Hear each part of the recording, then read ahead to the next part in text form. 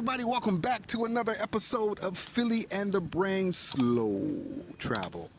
I'm Philly, that dude that get pissed off every time I turn on the news and see what y'all going through back home. Oof. It's a hot mess. And I'm Denicia, the lady that partially retired from corporate America. Hey guys. What we talking about today, the brain? In today's episode, we're going to talk about why we decided to leave our six-figure careers to travel and live a life abroad on only or less than $2,500 a month. Yes, you heard it right, guys. For two grown ass people. Y'all ready for this? Stay tuned. Lego.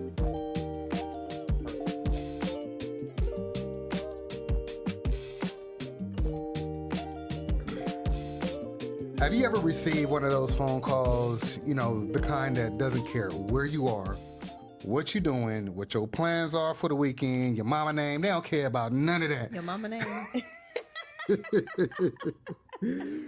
It's the kind of call that stops time. It just freezes everything. And it forces you to realize that life that you had plans for, your plans 10 years from now, that call don't care about that. It really don't. It don't even care about what you got planned for tomorrow. Straight up. It sure don't. And what Phil is referring to is that sign. Guys, we received that sign to start this journey. Yes, we did. And let me tell you something. When we received it, we did not ignore it. Nope. We did not push it off, and say like, one day we'll do it. Like most people do. We all do it. We all have that sign. We're like, you know what? We're not going to do it today. But we decided to follow that sign. Mm-hmm. We chose to listen to it. Listen. So that single decision led us here. Where we at? It led us overseas. Mm-hmm. It led us a life of living abroad. Mm-hmm. We were able to retire years earlier than we ever imagined. I couldn't do it with this foot, y'all. He couldn't continue to do it with his foot. And we're building a fulfilling life on less than $2,500 a month. For now, two grown ass people. I know it may not sound like a lot, but it's enough for us to live the lifestyle we want to live. Your money goes so much further outside the divided states. That's for damn sure. It definitely does. And you got to do what's best for you, right, babe? So, yeah, exactly. So our goal is simply to inspire you guys. To show you that there are other ways possible. They don't teach us everything in the States, y'all. Listen, we are not here to tell you what to do. That's what we're not going to do. We're here to provide you with information so you can make up your own mind. yeah. The illusion of the right way. So, guys, let me tell you something. On paper, we had it going on, huh, baby? What you talking about? We still got it going on. When back home on paper, people think, okay, they got it going on. They got it together. You know what I mean, guys? That definition of what success should look like. So we follow the traditional roadmap. We went to college. Sure did. I obtained my bachelor's and my master's degree. We both had stable careers. Phil did about 25 years with United Airlines. Half my life. Was a successful purser on the aircraft. International purser. What is a purser, babe? Because international purser. I was basically the manager of the flight attendants on the long haul international flights. That dude. Yep, that dude that everybody think got free flights. Hey, you got free tickets. That never is. But before that, I was a successful radio DJ for almost a decade. So yeah, I've been around a little bit. Makes sense. The voice, right? Makes sense. What about you, babe? And, I did about 12 years in IT as an IT consultant. And prior to that, I worked in the healthcare field. So I would work with these crazy ass clients. I ain't gonna lie, they were crazy. And they built out business process, but they drove me crazy. And don't forget, we both held real estate licenses too. Oh yeah, we both held real estate licenses. Hustlers. Currently inactive at the moment. Right. And I even held a life insurance But we got that license knowledge, as well. though. Yep, that knowledge. So I was a notary agent, life insurance agent, real estate agent, whatever real estate we had investor. to do to keep that comfortable ass, bougie ass lifestyle going that we was living. Yeah, so you guys get it. So these were just the extension of our life. It was just two distinct chapters of our life, but both contributed to the same feeling of being done with the traditional grind, y'all. All the stuff we just listed, we was tired, y'all. I mean, we did everything right, you know what I'm saying? But the reality behind the scenes, that was just a completely different story. Yeah, we were mentally and physically tired. You guys know what we're talking about. The perspective shift, how we use travel as a teacher. Because of my career, we had a unique opportunity to see the world. Well, let me back up a little bit. I've been traveling for 25 years, living in hotels for 25 years. All while I was doing that, before I even met the brain, she was out there traveling herself. She's all over the world too, getting them passport stamps, right? It only made sense that we ended up together. Yeah. But what my time traveling taught me to not see the world like a tourist, but to immerse myself in wherever I was locally. Like I did Japan for 2 years straight. I did Colombia for forever. Like I got to know people in these places. I became like a part-time local, right? Learning the local neighborhoods, observing how people lived outside of the American bubble. It taught me that we had it wrong, y'all, but you don't know until you get up out of there. That's true. We began to realize that high stress lifestyle in the U.S. was killing us. But we only did it so we could afford to live in the U.S. That's what it was. But we knew that it wasn't the only way to exist. We saw people with less stress, more time, and more life. Now, they ain't have as much money as we did, but they seemed a whole lot happier. You feel me? It forced us to ask the most dangerous question of all. Why are we waiting? What the hell are we waiting for? What are we waiting for? The breaking point. Success versus sanity. So, despite our professional success, guys, we were running on empty, right, babe? On fumes. Phil loved his job. I mean, he really did. He loved being on a plane. He loved working with the people. He loved working with his team. Mm-hmm. But the physical toll was becoming undeniable. Y'all see the picture. Yeah, Phil, a lot of people don't know this, but Phil have undergone about 3 different foot surgeries. Mm-hmm. And each time he had a foot surgery, he went into recovery months at a time. Then he went back to work. And then he had to then do the same thing again, go and have another foot surgery. So imagine going through that experience 3 times and then going back to work. And this very last time in 2024, the doctor told him, you need another foot surgery. Not gonna do it.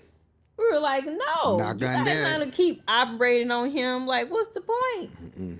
And it was a wake up call, and it was hard for me. I had to tell Phil, I said, babe, you need to think about doing something different with your life. I mean, can you imagine telling somebody that's been doing a career they love for 25 years that, hey, you need to think about doing something different with your life? That was a hard pill to swallow, but she was 1,000% correct. I just couldn't see it at the time. Yeah, because it's just like he could get to the point where he keep putting more and more pressure and injury on his foot. And I love him and care about him. And it's important that he remains healthy and be able to be stable, and still be able to walk and do things he want to do. So for me, I found myself moving between jobs every few years. And Which I didn't understand because, I come from the old school train of thought where you get a job, you keep a job forever. But I think it was actually Michelle and Barack Obama, one of their documentaries on, what is it, how they always switch jobs. And it made me understand, like, they have to give themselves a raise because they weren't getting it from corporate, especially So for me, it wasn't due to performance, but it was it was based on a desperate search for peace. But not just peace, it was also giving myself raises because I worked very, very hard in my field. I worked in the IT field. I was consulting, as I told you guys earlier. And I did beyond was considered right. You know what I And I mean? always saw her get passed up for promotions, and the people who got promoted were the ones always picking her brain using her knowledge. Yeah. So That it's bothered me. yeah. So it is crazy how, and you guys may know how things work in corporate America, but it's a lot of like just confusing things when it comes to like how promotion and things like that work, because it's really about if they really like you, to be honest with Yeah. you. The money was there, but the cost to our mental and physical health, it was becoming way too high of a price to pay. Not worth no more. Not gonna do it. Not gonna do it. Rethinking the retirement math. So prior to 2024, guys, we had a plan, and our original plan was using the standard FIRE number. Financial independence, retire early. That's what it stands for, guys. And with this model, what Phil and I did was we determined what that number was based on how much we needed to live off on every month, which is our monthly expenses times 12, and then that number times 25. See, with the Right? FIRE number, you're supposed to take 4% from annual withdrawal from that 2.2 million. So that's what we would have been Right. living off of. So The 4%. ours was pretty much 2 million. That's how we came up with our number, based on what we feel like we needed for retirement, right? So when we looked at the math, We figured that the FIRE wasn't going to work for us, so we switched the strategy up a little bit. Nothing wrong with the FIRE, but that's more if you need that money to live in the States. And we knew that when we switched our strategy, we wouldn't have to stick to the FIRE number rigidly. Go ahead, explain to it. right. So we, as Phil said, that was our original plan. And when we looked at the numbers, we realized then we would still have to do another 15 years or longer in the workforce. As we already said, not gonna do it. And we didn't have that time. I mean, not just for mental reasons, but physical reasons, as we mentioned, for Phil's foot, and then also for my wrist. And your mental. Come on, And let's my talk mental about that. health. So Yeah. I didn't mention earlier to you guys that I ended up with carpal tunnel in my hand last year. That's a whole nother story. So guys, we had to make a shift. We shift our focus from how do we retire later with more to how do we live now with less. That part. Now. Like how can you do it now? Because we didn't want to wait another 15 years or longer. We didn't want to wait for no $2.2 million. I mean, it sounds like a lot, right? Because it is. Let me tell you, the brain went into the laboratory and figured it out. I was like, Phil and we both have 401ks from our job. We have a brokerage account. We have Roth IRA and traditional IRA accounts. And with those accounts, I always knew, even before I met Phil, that I would want to work until I'm 60, 70 years old. So I was always just putting enough money into my 401k account to at least get that match, which is typically 3 or 4% that your employer gives you. And then I would put everything else into a Roth IRA. And then once that's maxed out, into the brokerage account. And let me tell you, doing all that back and forth, switching jobs, I would then, once I switch a job, I would take the previous 401k, and instead of rolling over to the new employer, I would instead roll that money over into a traditional IRA, because that would give me more control over what type of stocks I can choose. And for us, that's a mixture of index and ETF funds. So that kind of gives you guys an idea of our portfolio. But when it came to, like Phil said, I had to go back into the laboratory and rethink things. We were already getting dividend income from a lot of our stocks, but I had to kind of restructure some things to kind of push it out a little more so that we have a certain amount of money to start this lifestyle. And it's not a lot, but it's enough to start this lifestyle, like we said to you guys in the beginning. It's enough for us. So, yeah, the brain still got her lunch money from the 3rd grade. Our 5-step strategy for early retirement. To make this dream a reality, you guys, we followed a disciplined 5-step framework that prioritized freedom over accumulation. Get rid of that stuff. That's right. Number one, eliminate that. Let me tell you something. It is hard to build wealth. It is hard to prepare yourself for this lifestyle if you have debt. If you giving somebody else your money, it just make this life harder. Get rid of the debt. Yes. So for us, that meant paying off our cars, which we eventually sold the cars anyway. Bye now bye that we're doing this Cadillac lifestyle, and paying off credit card debts. Maybe remember it was a challenge, right? It was definitely a challenge. When I met the brain, I had about 60,000 in debt, and this was my third attempt of getting out of debt. It could be done. We're zero debt now. It could be done. You could do it. And for Phil, it's not like he was irresponsible. Like he said, he did it before, but there were things that happened where he had to have those foot surgeries, and life happens. Let's just say life that. happens. Let's just say that. All right. Number two, you got to build yourself a runway. We secured 6 to 12 months of liquid savings and identified baseline income. You have to do that. So you have to make sure that you have at least 6 to 12 months of your monthly living expenses. And if you realize you're not going to retire back in the US, you can look at other countries and decide what it would cost you to live there every month. And then that can be your new number, which could be a lot smaller. We totally suggest traveling to a place that you think you may want to settle down and spending some time there so you could see how your spending habits are in that place, so you can come back home and you can accurately build a budget for that lifestyle. Yep. Number 3, income focused investing, guys. So with this, we shift to a balanced portfolio. So as we mentioned earlier, we have stock portfolio, right? And one of the things I did forget to mention is that Phil did have a pension. It wasn't like no crazy large pension, but it was a decent amount to get us started on this lifestyle. So besides the decent sized pension, thank you, babe, for your hard work. For sure. We have a stock portfolio. Pat me on my back with the stock portfolio, baby, because I did some work with that. Yes, I wasn't did. always an expert at investing, but I taught myself and I became one. So with the stock portfolio itself, it was always my main goal to build a balanced portfolio. And that's what we focus on, having a income and growth focus and REITs portfolio. Now, we're not financial advisors. This is just something that we focus on doing. And when it came to that portfolio, as we mentioned earlier, our main focus is how do we build dividend income from this. Now, you can get dividend income monthly and quarterly. It really depends on the payout for that stock portfolio. So you will need to know how much money do I need to live off every month in this particular country, based on comparing that to how much do I need in dividend income. And that don't necessarily mean that's your only income. That's not our only income. No, as we mentioned earlier.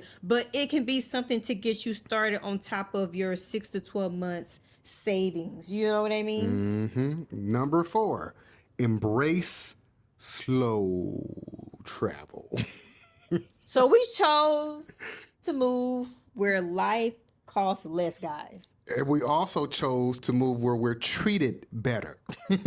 Yeah, I mean, we are on a slow travel journey.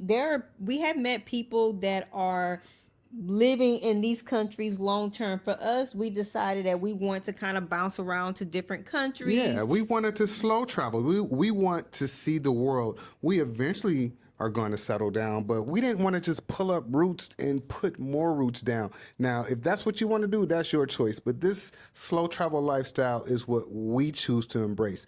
We say, hey, we're going to travel around, and eventually the place is going to choose us. Yes, that's true. So we travel to different countries, as you guys can see from our videos. Vietnam, Malaysia, Malaysia, Indonesia, and etc. A whole lot of other countries. So please don't tell us, hey, you ain't mentioned this one country. We ain't been everywhere yet. We ain't been everywhere. There's just several we mentioned. We will get to the Philippines. We'll get to Africa. We'll get to Europe. I've been to the Philippines, but the point is, we're going to go to more and more countries over the next several years. And as Phil mentioned, we're going to allow that country to choose us, which a lot of these countries have. We just haven't decided where we want to be long term. But this allows our money to stretch without sacrificing our quality of life. That's true. Number 5, Go ahead, hit them with number 5, baby. Flexible income and a backup plan. So as I mentioned, one of your income sources could be, for most people, having at least 6 months to a year of your living expenses. and having a backup plan, having a plan on how you're going to create income. Maybe it's something, maybe you have a job, maybe you have a skill that you learned at work and you ended up turning that into a business. As Phil and I mentioned in one of our previous video, is that I was an IT consultant. I had a full-time job, and back in late 2024, I decided to go independent. So every now and then I will go and communicate with customers and offer that advisory support without having to be hands-on anymore. Right. So that is pretty much a backup for us to do, for me to do about 10 hours a week if I wanted to. Yeah, I really don't want her doing more than 10 or 15 hours a week, because I saw how burnt out she was back home. We don't need that much to live on this side of the planet, so she don't need to work that much. If she chooses to work, she still ain't even got to do that. Right. And it's when you're doing it as a business, you have more control over your hours, your time, and what you're going to do. And for me, it is mentorship and advisor support. I'm just help guiding people in the right direction on their projects. Yeah, we also want to avoid burnout too. Yep. So the importance of a backup plan. Life is all about ups and downs. We must always have a backup plan. Don't be afraid to take a chance on yourself. Bet on yourself, y'all. That's what we doing. But you got to be prepared, right? You don't want to just step out there unprepared. For us, a key part of our safety net is the option for Denicia to pursue like teaching abroad opportunities.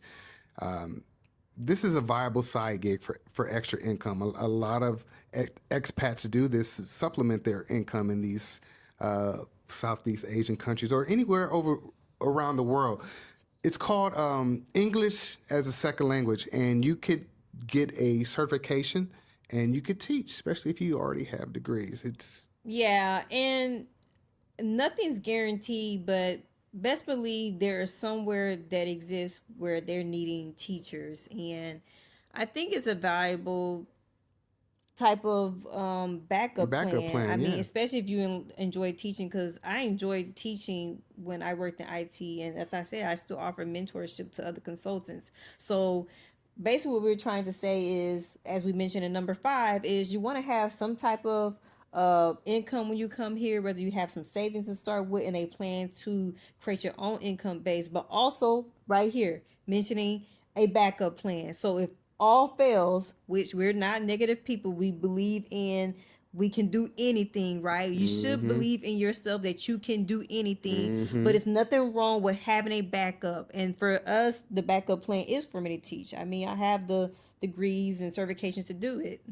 I just might hit the strip club. Hi. Really? What you gonna be? I'm gonna get on the pole, baby. I'm gonna get on the pole. Oh my gosh, I didn't expect that to come out.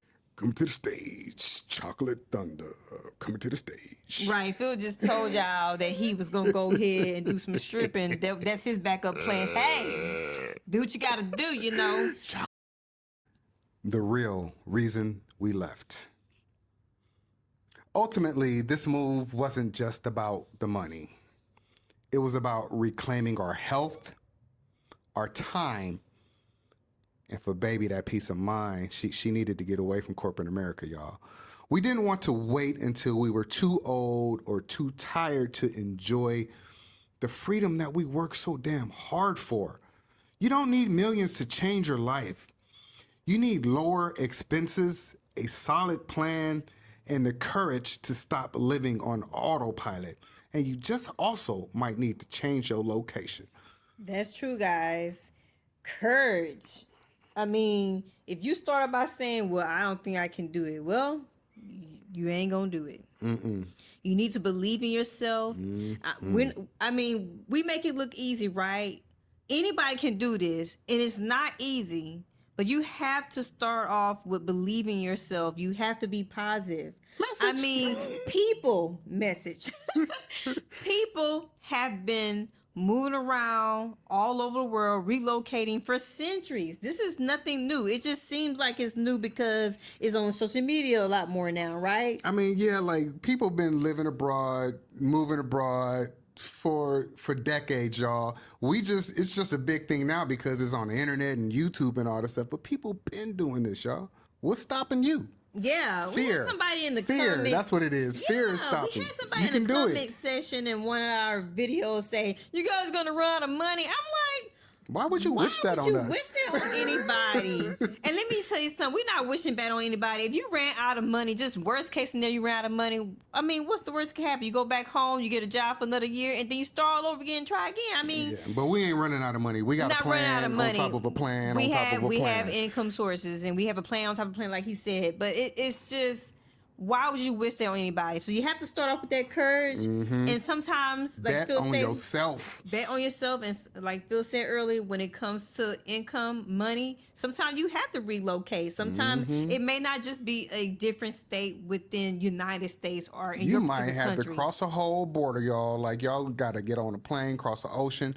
I'm for real. Your money goes so much further when you decide to leave the United States. Get out there, travel. I'm not saying pack your bags and leave right away, but pack your bags and leave and go visit some places so you know, so you see. Right. And we're not saying that you have to necessarily leave the United States. I know some people want to stay back home, but I'm just saying that if you want to stay in the U.S., maybe you just go to a different state. Maybe you go to a smaller town. But you got to do what's best for you, for your mental, your physical, and your whatever, however you can stretch your income. You just have to do it.